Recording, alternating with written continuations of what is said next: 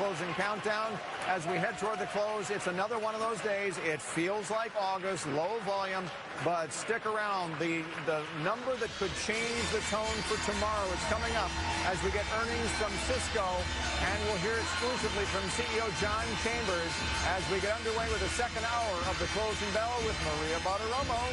I'll see you tomorrow.